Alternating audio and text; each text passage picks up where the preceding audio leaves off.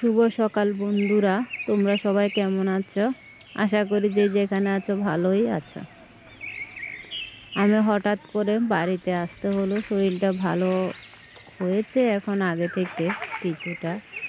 বাড়িতে হঠাৎ করে আসতে হলো, গতকাল বাড়িতে চলে আসলাম। গতকাল বুধবার গিয়েছে, এটা বৃহস্পতিবার আমি ব্লগটা করেছি।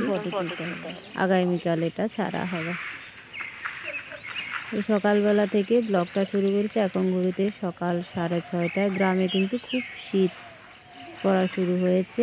আর এই দেখুন, আমি আমার লঙ্কা গাছে দেখুন কি পরিমাণ লঙ্কা ধরেছে।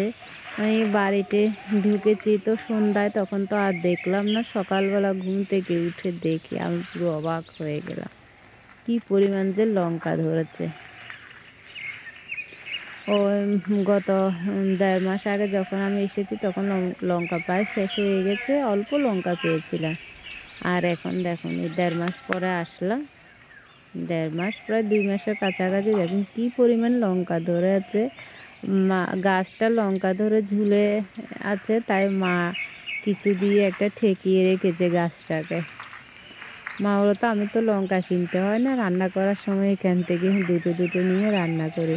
বাড়িতে তো এখন কেউই নেই, শুধু জায়ের ছেলে আছে একটা, বড় ছেলে, আর আমার শাশুড়ি মা আছে। তো এই দুজনের জন্য তো তেমন কিছু রান্না হয় না, অল্প অল্প করে রান্না হয়। তাই মা বলে রান্না করার সময় 2-3টে ছিঁড়ে নিয়ে যায়। না, আমার না এই গাছটা দেখে এত এত ভালো লাগছে। গত ফেব্রুয়ারি দিকেই মনে হয় আমি এই গাছগুলো লাগিয়েছিলাম। বোম্বাই লঙ্কা দেখো, গতবার আসছি যে আমি একটা ছিঁড়ে খেয়েছি, আর এখন এই দুটো আছে বড় বড়, আর একটা আছে ওটা ঝরে পড়ে গেছে, ওটা আমি নিয়ে নিয়েছি হাতে। আর এদিকে আছে আরও ছোট ছোট দুটো ধরেছে। এই গাছটা হচ্ছে যে দেশি লঙ্কা এটা, আর এখানে কালো লঙ্কা আছে। ওই পাশটায় আমি কালো লঙ্কা লাগিয়েছি, মানে আলাদা আলাদা করে লাগিয়েছি না। এই পাশে আমি মানে সাদা লঙ্কা, সবুজ লঙ্কাগুলো লাগিয়েছি গাছ, আর এই পাশে আমি লাগিয়েছি কালো লঙ্কা। কালো লঙ্কাও অনেক ধরেছে।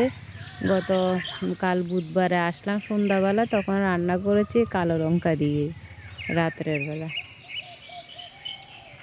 এত ভালো লাগছে। আমি যাওয়ার সময় শনিবারে মনে হয় চলে যাব, শনিবারে যাওয়ার সময় আমি লঙ্কা অর্ধেক ছিঁড়ে নিয়ে যাব। মাকে বললাম, মা বলে নিয়ে যাবে না কেন, অর্ধেক নিয়ে চলে যাব। তো ভালো লাগে না লঙ্কাগুলো, অনেকটাই আগাছা হয়েছে। আগাছাগুলো যদি একটু পরিষ্কার করে দেওয়া যেত তাহলে অনেকটাই হতো। আমি কিন্তু শুয়ে শুয়ে ল্যাপের নিচে শুয়ে ভয়েসটা দিচ্ছি, তাই হয়তো বা কথাবার্তা একটু এদিক ওদিক হতে পারে, কারণ মাথাটা বেঁধে নিয়েছি। এখন ঘড়িতে রাত 8:30, খাওয়া দাওয়া কমপ্লিট, শুয়ে পড়েছি। তো শুয়ে যখন পড়েছি আমি যে ভয়েসটা একটু লাগিয়ে নিই।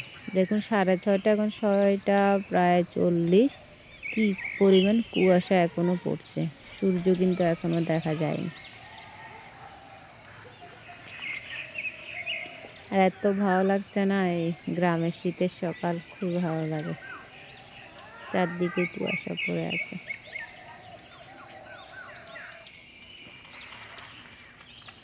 সকালবেলা তো আমি স্নান করেছি প্রায় 8:30টার দিকে, স্নান করে পুজো দিয়ে এখন ঘড়িতে 9:30। আমি একটু চা খেলাম।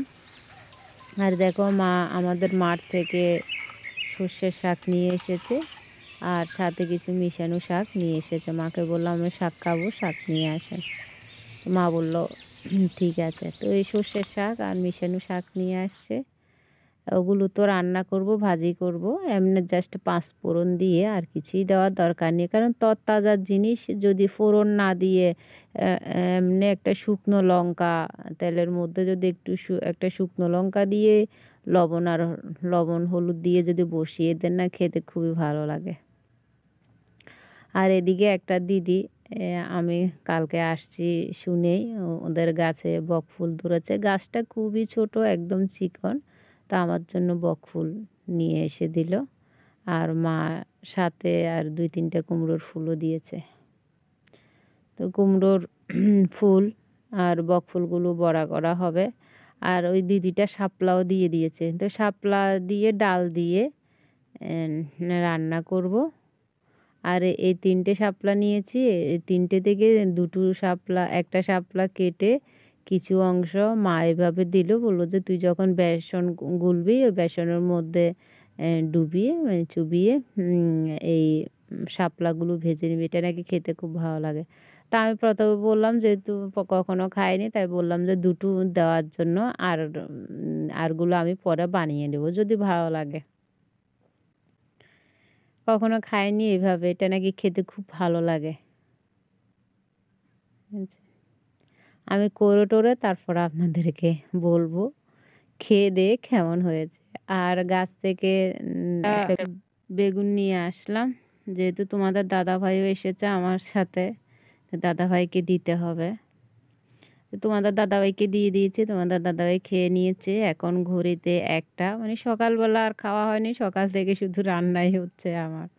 অনেকদিন পরে আসছি, মানে সব কিছু কেটে নিজে হাতে কেটে কুটে রেডি করতে একটু সময় লেগে গেছে। এই দেখো, এই শাপলার এই ইয়েগুলো, ডাঁটগুলো, এগুলো বড়া বানিয়েছি বেসনের মধ্যে দিয়ে। চাল বেটে তারপরে এই বড়াটা করেছি। এত ভালো হয়েছে না, কখনো খাইনি। খাওয়ার পরে আমি আরও ৩-৪টা বানিয়েছি।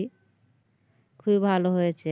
আর সাথে তো ফুলের বড়া, আর একটু উচ্ছে পাতার বড়া করেছি।